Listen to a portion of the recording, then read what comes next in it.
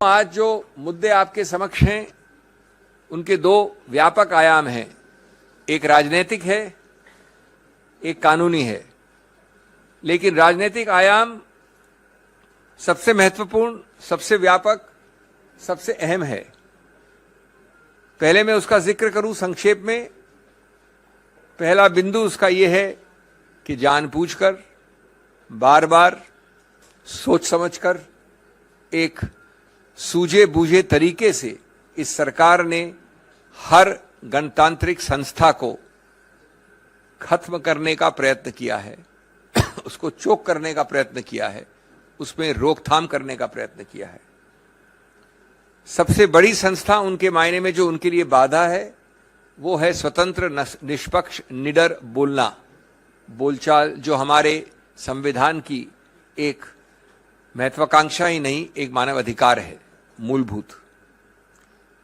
इस सरकार ने, इस केस की बात नहीं कर रहा हूं मैं, श्री राहुल गांधी की, सैकड़ों केसेस में 2014 के बाद ऐसे येन केन प्रकारेण कदम उठाए हैं जो हर नागरिक के स्वतंत्र, निडर बोलने के अधिकार क्षेत्र में बाधा डालें, बार बार। और उसके उदाहरण आप जानते हैं। बोलने की स्वतंत्रता और बोलने के बाद की स्वतंत्रता, दोनों को सीधा निचोड़ने का प्रयत्न किया इस सरकार ने बार बार। श्री राहुल गांधी, हम सब जानते हैं, ने निडरता से बार बार संसद के अंदर और संसद के बाहर अपने विचार रखे हैं, जनहित में रखे हैं, जनता के सामने रखे हैं, जनता के लिए रखे हैं। उन्होंने सामाजिक, आर्थिक, राजनीतिक, विदेश नीति इत्यादि इत्यादि सब मुद्दों पे पूरा बोला है, बिना झिझक के बोला है। और वो आज उसकी कीमत चुका रहे हैं, क्योंकि उनके सवाल, उनके वक्तव्य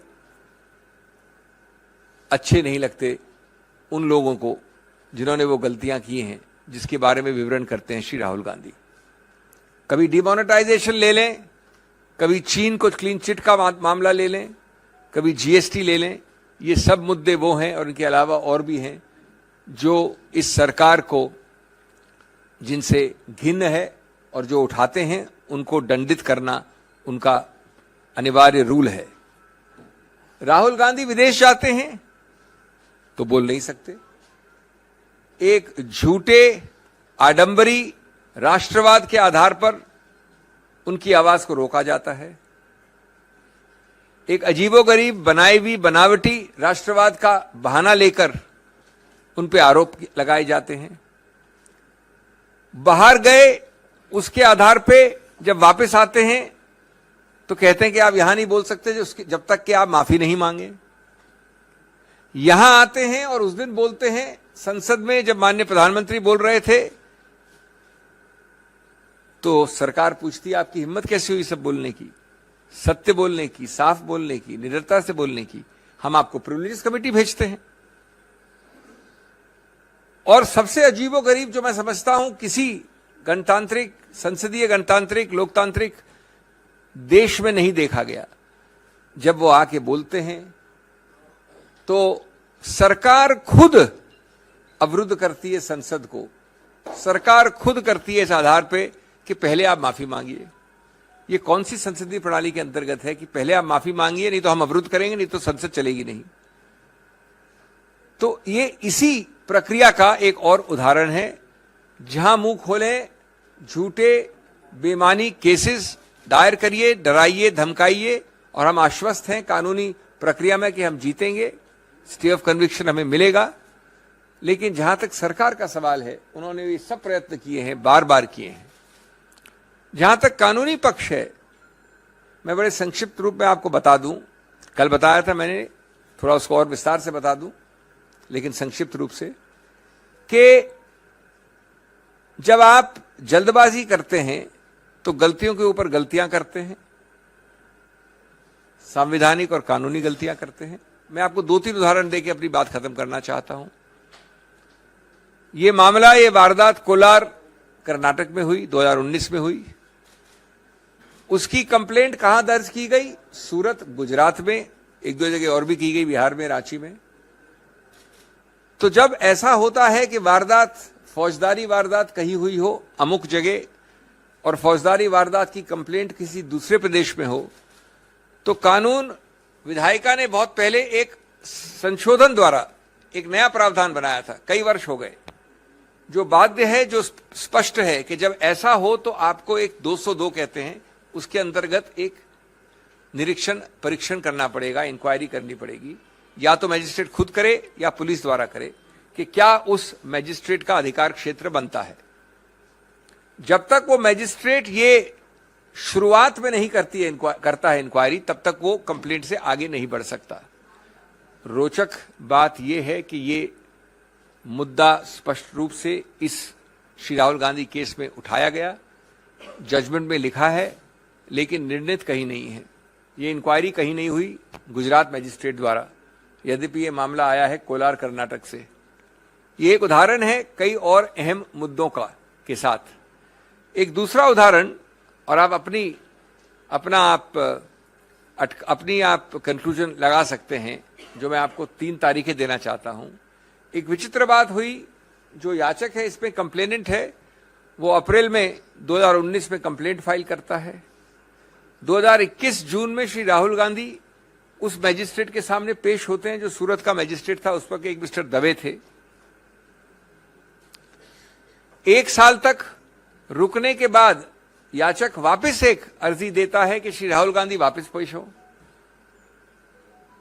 जब मार्च 2022 यानी पिछले वर्ष वो दूसरी याचिका बार बार उनको बुलाकर तंग करने की प्रक्रिया पे मैजिस्ट्रेट वो खारिज कर देता है, तो याचक कंप्लेनेंट हाईकोर्ट जाता है और अपनी कंप्लेंट का खुद एक स्टे ले लेता है। अपनी कंप्लेंट का खुद स्टे कि ये आगे नहीं चलेगी। 1 साल तक वो पड़ी हुई है, 11 महीने से उसका कुछ नहीं करता है, सब कुछ ठीक है उसके लिए। अचानक वो वापस जाके फरवरी इस वर्ष फरवरी में, यानी पिछले महीने, हाईकोर्ट को कहता है कि साहब अब काफी एविडेंस आ गई है, अब मैं अपनी खुद का स्टे को वापस लेना चाहता हूं, स्टे को आप निरस्त कर दीजिए, यानी स्टे को स्टे कर दीजिए, स्टे को हटा दीजिए। हाईकोर्ट करता है और वापस जाके मैजिस्ट्रेट, जो अभी तक बदल गया है, एक नया निर्णय आ जाता है जो अभी कल आया।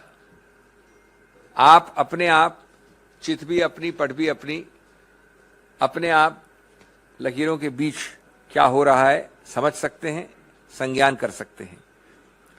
मैं अंत में ये कहूंगा, श्री राहुल गांधी की आवाज इतना आसान नहीं है दबाना, कांग्रेस की आवाज इतना आसान नहीं है दबाना। आप देख रहे हैं कल से आज और आगे चलेगा एक अभियान, एक विरोध, चाहे वो डिस्ट्रिक्ट पे हो, ब्लॉक पे हो, प्रदेश पे हो, और चाहे वो संसद और संसद के बाहर हो। ये आवाज रुक नहीं सकती है। जो तथ्य मैंने आपको बोले हैं ये बिल्कुल उजागर किए जाएंगे, लेकिन पूरा विश्वास आश्वासन है कि ऐसी चीज जो कानून में गलत है, हम आश्वस्त हैं कि उसका सही रूप से अवलोकन किया जाएगा बड़ी अपील वाली अदालतों द्वारा, और हमें कन्विक्शन का स्टे जल्द से जल्द मिलेगा। एक अंत में बात आपको और मैं शेयर कर लूं जो कल नहीं बोली थी। हम चाहे उसको हम समक्ष रखें या न रखें, उसके ऊपर हम एक्शन ले या न लें, लेकिन आपके साथ अवगत करनी आवश्यक है। उसके 2 पक्ष हैं, मैं ये नहीं कह रहा हूं कि एक ही पक्ष है। एक प्रावधान है हमारे संविधान में 103, उस प्रावधान के अंतर्गत डिस्क्वालिफिकेशन जिसको कहते हैं, जहां सांसद का सवाल है, वहां सिर्फ माननीय राष्ट्रपति कर सकता है। ये लिखा है प्रावधान में, किसमें? संविधान के प्रावधान।